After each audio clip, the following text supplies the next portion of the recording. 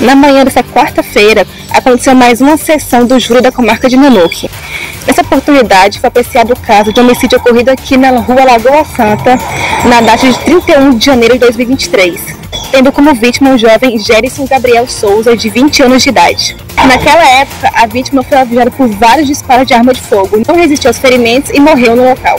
Nessa oportunidade, após apreciar detidamente o caso, a Promotoria de Justiça decidiu manifestar pela absolvição dos réus. Sobre os fatos, vamos conversar com o advogado criminalista Dr. Hélio Ferreira, que irá comentar sobre o caso. Muito bem, senhoras e senhores, vamos conversar aqui com o Dr. Hélio Ferreira, que foi o advogado de defesa do caso apreciado nessa data do homicídio do jovem Gerson. Ô doutor, o que aconteceu nesse júri? Como foi essa absolvição que o Ministério Público manifestou pela absolvição dos réus? Sim, perfeito. Esses fatos ocorreram no dia 31 de janeiro de 2023, por volta das 9 horas, 9h40. O que acontece? Foi, em tese, feito prisões de 4 maiores em flagrante e um adolescente.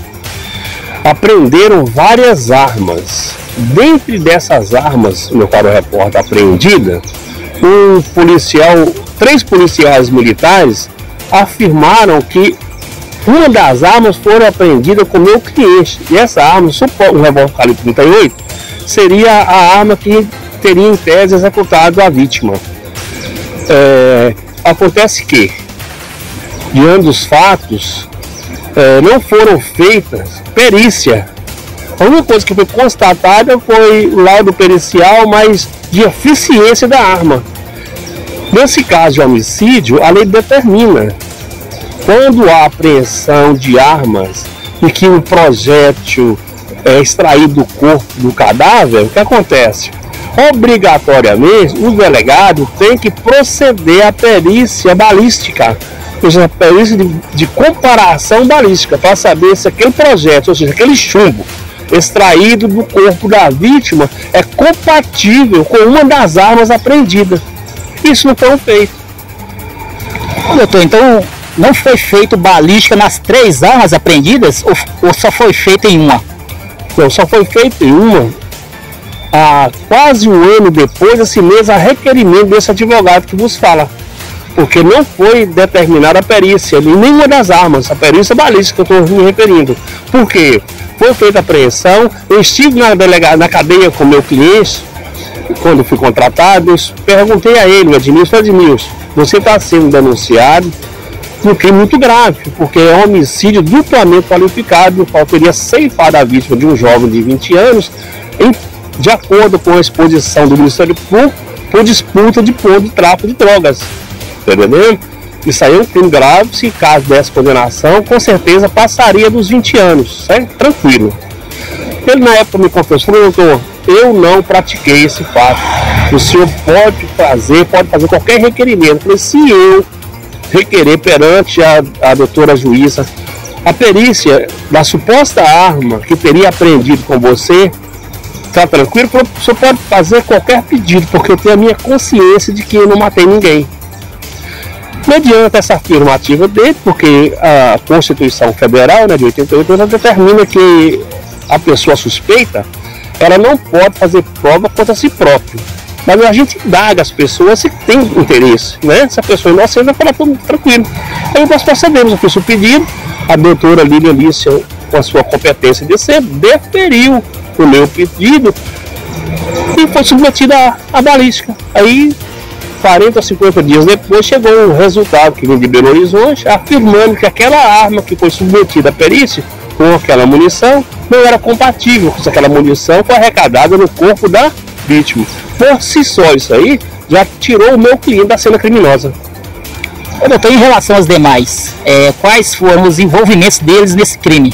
Com relação aos demais, tem uma senhora que era na época esposa do falecido, não tinha qualquer consistência o depoimento dela. Ela deu 3 ou 4 depoimentos, são 4 versões diferentes. Uma hora ela falava com as pessoas, outra hora ela falava essas pessoas que foram julgadas hoje, e depois falava outras pessoas. Então, o Ministério Público ficou de pés e mãos atadas. Como eu disse hoje para o Dr. José Azeredo, do grau de responsabilidade do promotor nessa ação penal. Por quê? A dúvida era muito. Tem um proclamativo que diz que o dúbio pro réu. Nessa fase do julgamento, não é mais indúbio pro societate. O pro societate, ele vigora até a audiência de instrução. No tribunal do júri, vigora o indúbio pro réu. Quer dizer, o Ministério Público tinha o que ele disse hoje. O que ele mais tinha era dúvidas. Ele não confiou nas provas colhidas quando do inquérito policial e nem naqueles depoimentos, porque nós tínhamos apenas uma testemunha presencial, que seria a esposa da vítima. E o depoimento dela não tem qualquer consistência. Então, mediante esse quadro, com o Ministério Público não sustentando a denúncia, ficou tranquilo para a defesa. Até argumentei com o doutor José Aceredo, competente promotor, porque mesmo se ele tivesse sustentado a denúncia hoje, o meu cliente dificilmente seria condenado, porque esse advogado que você fala requereu a balística e deu negativo. Então não teria como condenar o meu cliente. Ô doutor, eu analisei detidamente o caso, né, a peça processual, e observei que a polícia militar, no momento do flagrante, prendeu um dos indivíduos com a arma em punho, né, e os demais foram presos posteriormente e apreendeu as armas próximas. Em relação a essas armas prendidas, os réus não responderão em tese, né, pelo crime de posse irregular de arma de fogo? Não, porque o crime é de homicídio. Na lei, a palavra jurídica, uma construção.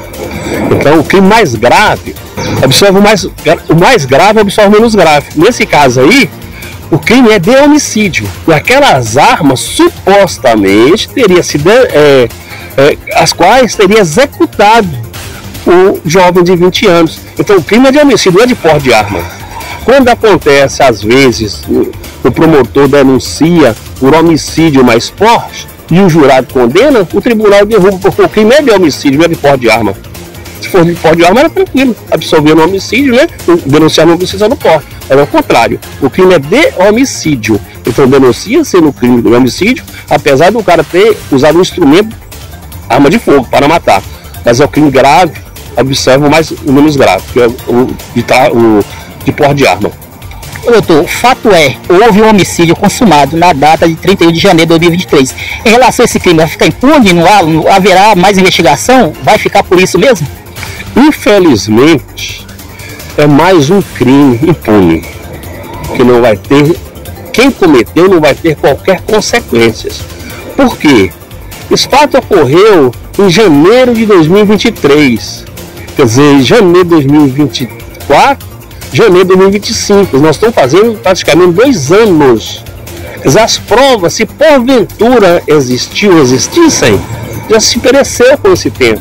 Então, infelizmente, é mais um crime grave que vai entrar na estatística dos crimes não apurados e não punidos. É que eu sempre deixo uma ressalva. Às vezes o Estado deveria propiciar melhores situações para a nossa polícia investigativa, como disponibilizar perícia. Ô Walter, eu sempre bato o tribunal do júri a questão pericial, porque a perícia é uma prova material. Se eles conseguem uma prova material, quer dizer, a prova material, a prova da certeza, não tem como você negar o fato. Mas de 100 crimes de homicídio, às vezes 1 ou 2 é submetido à perícia, o resto apenas eficiência da arma. E assim as coisas acontecem, a população às vezes cobra. Hoje, com essa absolvição das 4 pessoas que foram submetidas ao julgamento e o jurado entendeu que não tinha prova suficiente para uma condenação. Foi louvável a posição do Ministério Público, louvável a posição dos 7 jurados que compôs o conselho de sentença, né? E a defesa, como diz, nadou de braçada, porque não tinha nada a fazer a não ser concordar com a fala do Ministério Público. Foi muito honesto e correto, doutor José Azeredo. Ô doutor, voltando à questão do crime, assim, juridicamente falando, a promotoria de justiça pode requerer novas diligências em cima desse processo ou encerrou de vez? Não, o processo ele prescreve o fato, né, ele prescreve com 20 anos. Eu já tenho apenas 2. Se no curso desse período prescricional aparecer prova, mas prova robusta, prova boa, pode ser reaberto sim, e dar sequência, retornar os autos à delegacia, o doutor delegado vai relatar os fatos outra vez, vai direcionar para o Ministério ofertar uma denúncia. Mas isso depende de um trabalho melindroso, um trabalho de campo, da forma que as coisas aconteceram, com toda honestidade. Eu não vejo como reabrir ou aparecer provas contundentes para que leve alguém ao tribunal do júri ou uma condenação, porque houve infelizmente muitas falhas e com o tempo as provas perecem. Em relação aos réus, foram 5 réus, né? 4 maiores e um menor. O infrator, né? O menor infrator, que inclusive está até livre, né? Em relação aos 4 maiores, já foram soltos? Como ficou a situação deles?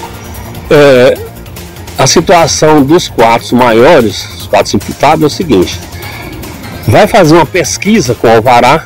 Se no alvará, quando da pesquisa, que no Cetarim, constatar que não existe impedimento, todos serão liberados. Mas pelo que eu pude perceber, 2 não serão liberados porque vai dar impedimento, que eles estão em cumprimento de pena na execução penal. 2 serão liberados e 2 vai continuar presos. Mas daqui com 19 dias, 20 dias, já vai ganhar o regime aberto, porque está no semiaberto, está preso há 1 ano e 9 meses, então falta apenas 20 dias para ele ter direito à progressão no outro crime, não nesse porque ele foi absolvido. O outro rapaz também que foi absolvido, ele está na execução de pena, falta 4 meses para ele ganhar progressão para o aberto. Ou seja, daqui a 20 dias sai mais um na execução de pena, não desse fato, outro fato, e com mais 4 meses o outro rapaz ganha também a liberdade porque ele foi absolvido desse crime. Muito bem, senhoras e senhores, o competentíssimo doutor Hélio Ferreira, advogado criminalista atuante, não só em Nanuque, em todo o estado de Minas Gerais, né, doutor? E também em outros estados, né? Muito bem, parabéns ao doutor Hélio Ferreira pelo êxito no julgamento, né? Doutor, o próximo júri será quando? Pesado, dia 10. Dia 10 agora, tem um júri complicado, não vou adiantar aqui, mas é um júri muito complicado. É um júri que provavelmente nós vamos amanhecer o dia aqui no Nanuque, Tribunal do Júri. Muito bem, senhores, estaremos acompanhando aqui os últimos júris do ano de 2024 aqui na Nanuque. Sempre que pudermos conversar com o doutor Hélio Ferreira, que está bastante atuante aqui na nossa comarca e trabalhando nesses casos mais complexos de homicídio aqui na comarca de Nanuque. Muito obrigado ao doutor Hélio Ferreira.